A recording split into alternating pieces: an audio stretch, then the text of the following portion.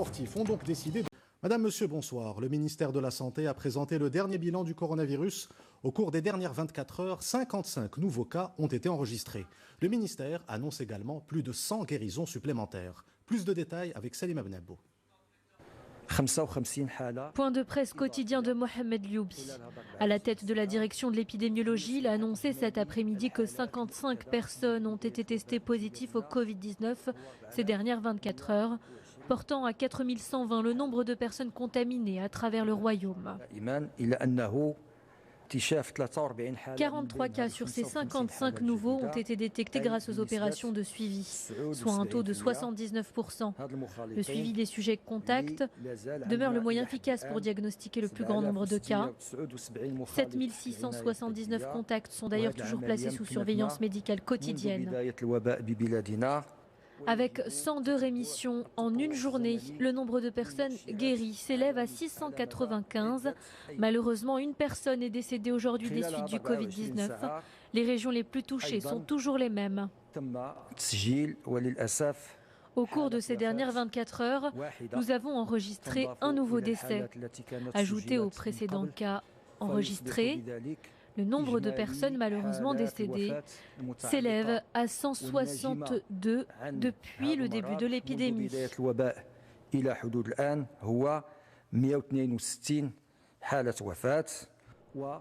102 nouvelles rémissions et un décès qui font considérablement chuter le taux de mortalité dû à cette épidémie. Il a atteint 3,9%. Quant au nombre de cas exclus, il s'élève à plus de 25 000. Tous ont été écartés après avoir subi un test négatif en laboratoire. Et les centres hospitaliers universitaires contribuent aujourd'hui aux opérations de dépistage du Covid-19. C'est le cas notamment au CHU Mohamed VI de Marrakech. Le laboratoire du centre réalise 180 tests par jour. C'est un reportage de Hassan Houban et Adil Bouzkri. Le récit est de Jazia Hammari. Élargir le dispositif de dépistage du Covid-19 pour dépister un maximum de personnes, c'est le pari que veut relever ce laboratoire du centre hospitalier universitaire Mohamed VI de Marrakech. 5 heures sont désormais nécessaires pour obtenir les résultats d'un test grâce à du matériel de pointe permettant aux techniciens de laboratoire de gagner un temps considérable.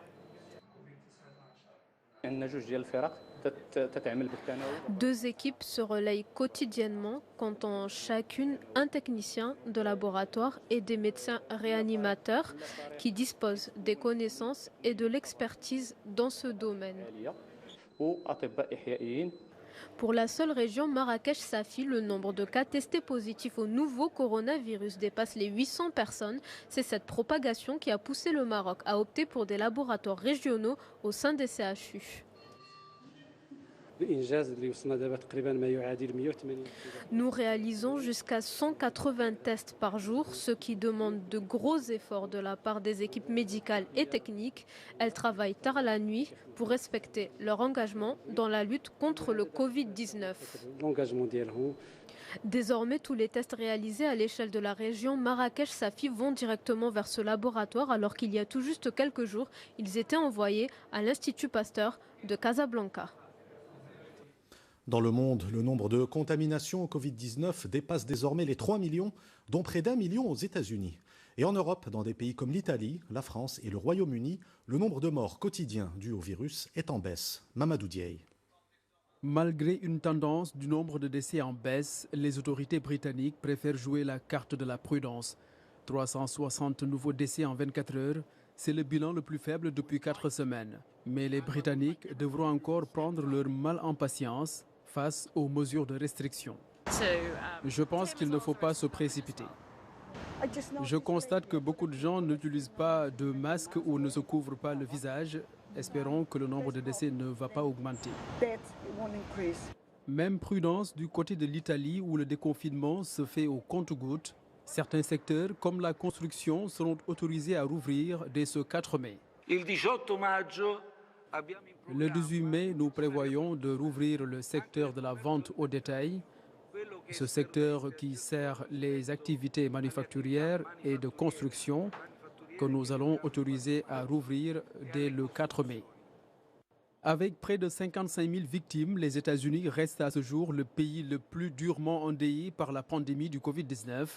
À New York, l'un des États les plus touchés, les mesures de restriction pourraient être prolongées au-delà du 15 mai dans certaines parties de l'État et assouplies ailleurs. Retour au Maroc avec l'intervention au Parlement du ministre de l'économie, des finances et de la réforme de l'administration. Devant les députés, Mohamed Ben Chaboun a présenté les principales mesures financières et économiques prises pour faire face à la crise du Covid-19. Il a notamment précisé que les ressources du Fonds spécial pour la lutte contre la pandémie du coronavirus ont atteint 32 milliards de dirhams. Hind Ben Abdenbi. Les ressources totales du Fonds spécial pour la lutte contre la pandémie du coronavirus ont atteint 32 milliards de dirhams à la date du 24 avril. C'est ce qu'a indiqué le ministre de l'économie, des finances et de la réforme de l'administration, Mohamed Ben Chaboun, lors de la séance des questions orales à la Chambre des représentants consacrée aux mesures financières et économiques prises pour faire face à la crise du Covid-19.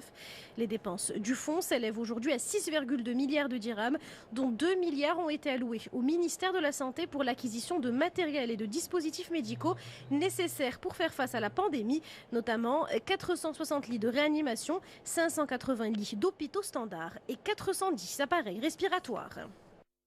Nous veillerons à l'accompagnement du ministère de la Santé avec les moyens financiers nécessaires selon ses besoins et en fonction de l'évolution de la situation épidémiologique dans notre pays. En ce qui concerne les mesures prises pour soutenir le tissu économique, Mohamed Ben Chaboun a indiqué que suite aux déclarations formalisées sur le portail de la CNSS, 132 000 entreprises sur les 216 000 affiliés ont révélé avoir été affectées par la pandémie et plus de 800 000 salariés et employés sont temporairement en arrêt de travail. Un total de 4,3 millions de familles opérant dans le secteur informel bénéficient du soutien du fonds spécial. Parmi elles, 2,3 millions de ménages disposant d'une carte Ramed, dont 38% issus du milieu rural et 2 millions de ménages opérant dans le secteur informel et qui ne bénéficient pas du régime Ramed. Pour les salariés du secteur informel, une indemnité forfaitaire mensuelle nette de 2000 dirhams est octroyée de la période allant du 15 mars au 30 juin 2020, en plus des allocations familiales et des prestations de l'assurance maladie obligatoire. Mohamed Ben Chaboun est également revenu sur les mesures prises par le comité de veille économique, parmi lesquelles figure le report du remboursement des échéances des crédits bancaires. Celles liées au crédit leasing. Aujourd'hui, 416 000 demandes ont été enregistrées, portant sur un total de 33 milliards de dirhams. Sans compter les prêts exceptionnels garantis par l'État mis en place pour soutenir les entreprises dont le chiffre d'affaires ne dépasse pas les 500 millions de dirhams, qui ont atteint le nombre de 9 000 prêts pour un montant total dépassant les 3,7 milliards de dirhams. Le ministre des Finances a également souligné que l'utilisation par le Maroc de la ligne de précaution et de liquidité accordée par le FMI pour le tirage de 3 milliards de dollars n'affecterait pas le niveau de la dette publique.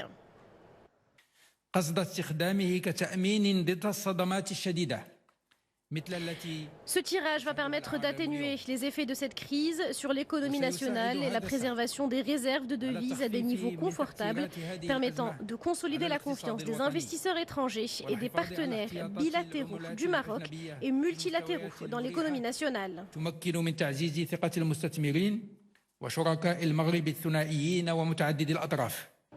Il s'agit également, à travers ce tirage, de maintenir la capacité de l'économie à satisfaire ses besoins en termes de produits fondamentaux, alimentaires et énergétiques, notamment suite à l'arrêt du secteur du tourisme et aux dommages causés au secteur exportateur, en plus de la baisse attendue des transferts des Marocains résidant à l'étranger et des investissements directs étrangers. L'opération Ramadan 1441 se poursuit à travers le pays, menée par la Fondation Mohamed V pour la solidarité. Elle bénéficie cette année à 600 000 familles démunies et la remise des paniers alimentaires se fait directement auprès des foyers. C'est le cas notamment dans la province de Ouarzazate, où plus de 8 000 familles bénéficient de l'opération.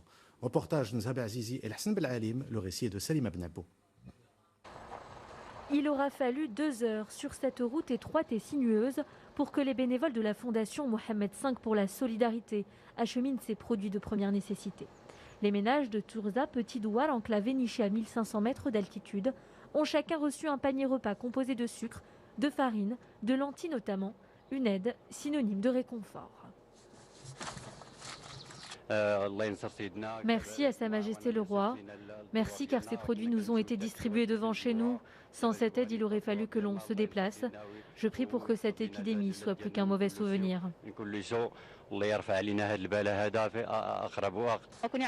Merci à Sa Majesté le Roi pour cette initiative.